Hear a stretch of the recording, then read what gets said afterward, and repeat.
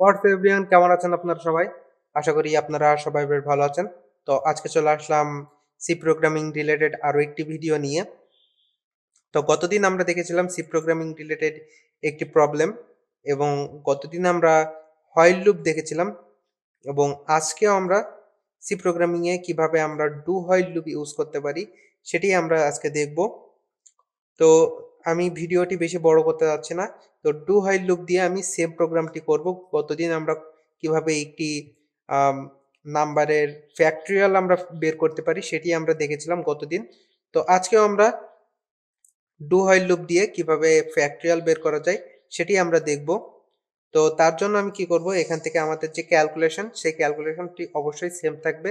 আমি জাস্ট ক্যালকুলেশনটুকু এখান থেকে কেটে নিব, এবং আমাদেরকে এখানে কি করতে হবে, আমাদেরকে এখানে ডু কিওয়ার্ড ইউজ করতে হবে, এবং দেন আমাদের সেকেন্ড ব্র্যাকেট ইউজ করতে হবে, এবং এই সেকেন্ড ব্র্যাকেটের ভিতরে আমাদের যেই ক্যালকুলেশনটা সেই ক্যালকুলেশনটা এখানে দিয়ে দিতে হবে।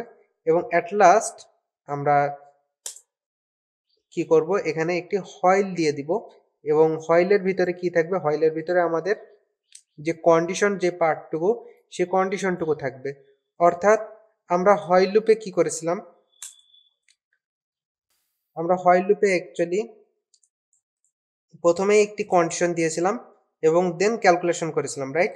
তো আমাদের ডু হোয়াইল লুপে কি করতে হবে, ডু হোয়াইল লুপে প্রথমেই ক্যালকুলেশন, এবং অ্যাট লাস্ট হোয়াইলের ভিতরে আমাদের যে কন্ডিশনটুকু সে কন্ডিশন থাকবে হোয়াইলের ভিতরে। তো যদি দেখা যায় তাহলে ডু হোয়াইল লুপ কিছুটা হোয়াইল লুপের মতোই। তো এখন আমরা প্রোগ্রামটি একটু রান করব এবং দেখব যে আমাদের প্রোগ্রামটি ঠিকঠাক মতো আউটপুট দেখাচ্ছে কিনা। তো আমি এখানে সাপোজ একটু বড় নাম্বার দিব, 8 দিব, এবং আমাদের 10 8 দিব, এবং আমাদের 40,000 সামথিং দেখানোর কথা। এবং দেখতে পাচ্ছেন আমাদের আমাদের প্রোগ্রামটি একেবারে পারফেক্টলি কাজ করতেছে।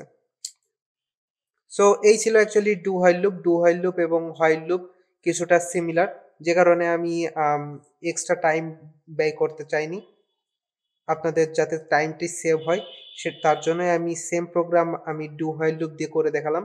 তো তাছাড়াও আপনারা ডু হোয়াইল লুপ দিয়ে আরও অনেক ধরনের প্রোগ্রাম করতে পারেন, কোনো সমস্যা নেই। এবং আপনারা বাসায় বসে বসে অবশ্যই প্র্যাকটিস করবেন। যত বেশি প্র্যাকটিস করবেন ততই বেশি আপনাদের কোডিংয়ের উপরে যে নলেজ সেই নলেজ বাড়তে থাকবে। বিভিন্ন ধরনের প্রবলেম ফেস করবেন এবং প্রবলেমগুলো সলভ করার মাধ্যমে আপনাদের নলেজ আস্তে আস্তে বাড়তে থাকবে। তো আজকের ভিডিওটি অ্যাকচুয়ালি এ পর্যন্তই। যদি ভিডিওটি ভালো লেগে থাকে please like, share and subscribe to my channel. So আজকের ভিডিওটি অ্যাকচুয়ালি এ পর্যন্তই। So thank you everyone, have a good day.